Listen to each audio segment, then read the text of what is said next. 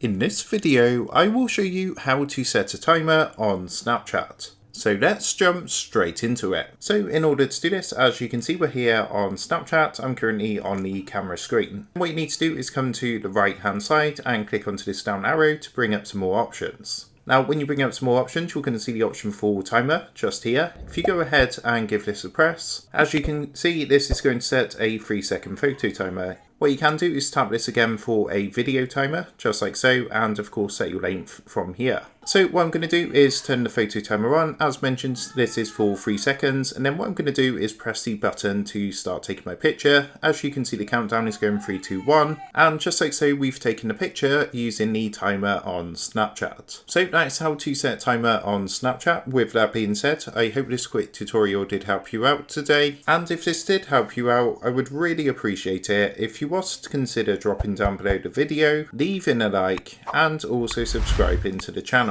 With that being said, I just want to take a minute to thank you guys for watching this quick tutorial, and I will see you in the next video.